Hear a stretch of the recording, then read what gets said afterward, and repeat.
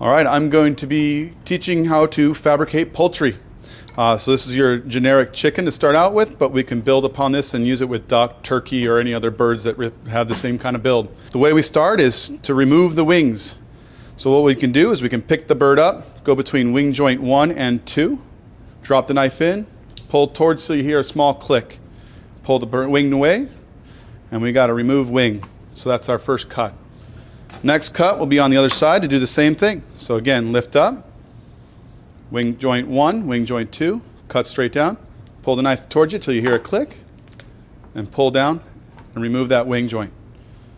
From there, it's a matter of thinking about where you want to go next. So legs and thighs and the breast are where we need to separate out. So we'll start here and we'll pull away and we'll look for a nice little fat line right there. Make an incision, and not through the flesh, through the skin. Same thing on this side, through the skin, not the flesh, to remove and break away the legs and thighs. From there, it's a matter of getting your hands underneath the backbone of the bird, underneath these oyster sections, pop, pop, and remove the thigh bones from their hip joint. Once that's done, remove the flesh and skin from the back end to kind of free the breast and the legs and thighs from each other.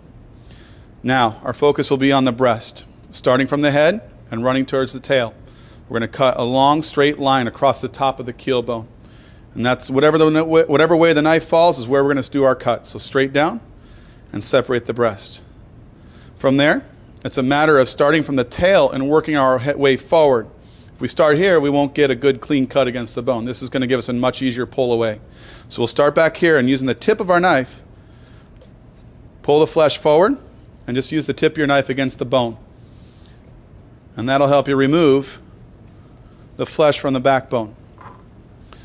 Twist it, take your breast and lift it over the back of this wing here, and hold those two together and go straight down.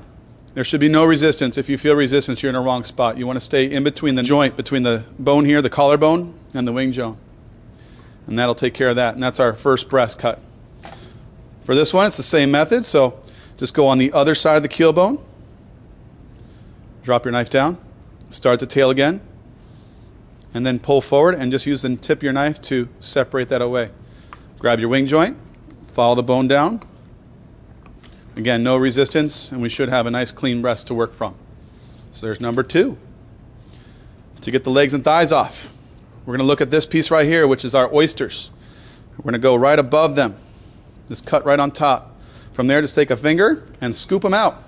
You'll see a cavitation and the oyster remains. From there, it's just a matter of cutting through the last little bit of ligament and pulling away. And then you have a leg and thigh that we can take care of in just a moment. So again, same thing here. Cut on top, scoop out with a finger, push and pull. Remove that leg and thigh. So now we have a nice carcass that's left over, and we can use this for chicken stock, or poultry stock rather. We'll reserve that for later. Now back to the breast.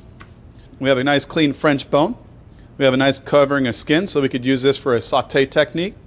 On the back side, we have one of my favorites, or rather my daughter's favorites, which is the chicken tender. So you can make that into exactly what you think. It's a chicken tender, so fry it up and make it delicious. Kids menu. And then this is left over. We just need to trim off this little bit of skin, and we have an item that we call an airline breast. And that's what we would use for a sauté. This next piece is for a supreme. Supreme is very similar to the airline, just without this first wing joint right here. So what we'll do is we'll find the place where it puckers, and we'll just remove this from the breast. You can reserve this too, because this is a drumette, so hot wings galore. On the back side of this, we have our tenderloin. Again, we can remove that and reserve it. The classification for a supreme is actually to remove all excess fat to clean it up.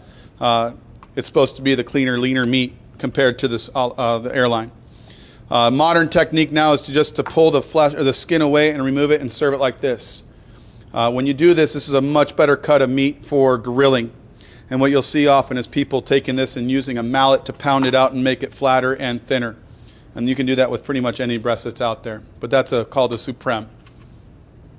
From here we have our legs and thighs. Some people like to eat them just like this. Some people like to have them completely separated out and used for different procedures.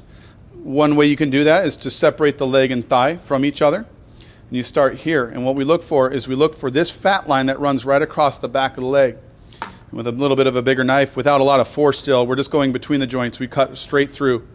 And then we have a boneless thigh to be served. On this side, we have everybody's favorite, the drum. So to deal with the drumstick, we would like to do for finer dining purposes, we're going to do what we call Frenching the bone. So we're going to take off the large part of the knuckle and push the skin and flesh away to show off the bone, which will give us a better presentation in the long run. So what we do is we try and find the midsection of the curve in this little knuckle, and we're going to cut straight through. So cut right through, a little bit more. You can see right here the cartilage is still right in the center. I want to get rid of that, so just a little bit, hair more. Remove that. These things can be saved too for stock. So now I got exposed knuckle and a little bit of cartilage left over. I'm going to use that cartilage as a leverage point, so I'm just going to push this down and remove that flesh. And so now we have a nice clean bone to work with. If you want to go a little further, you can trim off that little bit of cartilage that we just removed. It's usually where people lose a little bit of blood. Hopefully not today. And there we go. And then we can use this as a presentation piece for braising or stewing, or if a lot of people like to do grilling or roasting with this one as well. And then the last one is a way to debone the whole entire leg and thigh together. And it's a pretty common practice for dishes like ballotine and galantine sometimes. And it starts with the same procedure as we did with our last leg. So we're going to go right through the middle of it and cut through and remove that cartilage piece. Same thing again, push down to remove that flesh. Now the fun part is the reaction to this, but we usually want to hyperextend this leg to go away, and then it removes the bone cleanly so there's no meat left behind. So we can reserve that for later as well. Now we got to take out this thigh bone and the knuckle that we left behind from the pull-out. So I'm going to follow this little fat line that runs right on top. And the easiest way to do that is just to take your fingers and pinch and get a hole in between. And then take your knife and keep that oyster attached and come down like so. And then using your knife, just scrape that flesh away. And then work away around the knuckle of that chicken. And you're going to look for a feeling of that toothpick bone that people often find in that really thin kind of annoying bone, as I like to call it, that we want to remove. So what we do is we find it and we just take our knife and press down on top of it, and we can actually remove that from inside. So right here is where that toothpick's at. So you can see it right there. But this now is available to be stuffed and filled up and then roasted, grilled, poached, however you want to work with it. But it's ready to go. It's a stuffable item. And so the next thing I'm going to do is a way to make a really interesting chicken wing for frying. And it's actually a technique that I've watched and learned throughout the years, and it's called a lollipop. And what we do is we take our wing and we're actually going to remove the two bones from here and leave one exposed and the other one gets removed. And then we clean it and actually roll the meat over the end so we have nothing but meat that's here and a bone that's up here, just for fun presentation purposes. But what we do is we try and go, this is the outside of the wing, this is the inside. We bend the wing over, and then we push that down to expose those two bones. Then remove the little bone, and then take the flesh and kind of pull that over the top of the big bone, then trim off the wing tip. And then we have a little lollipop, as we like to call it. So do it just one more time for you. Outside, inside. Grab it like this, and then bend this wing over, and pop that out. And then it's a matter of just pulling that little wing bone out, and then rolling that flesh over the back end of the wing. And it goes right there. So to give you a little rundown on the production that we just done, we did a airline chicken breast, a supreme, a bone-in thigh, a French leg, and then a boneless leg and thigh with two lollipops on the side.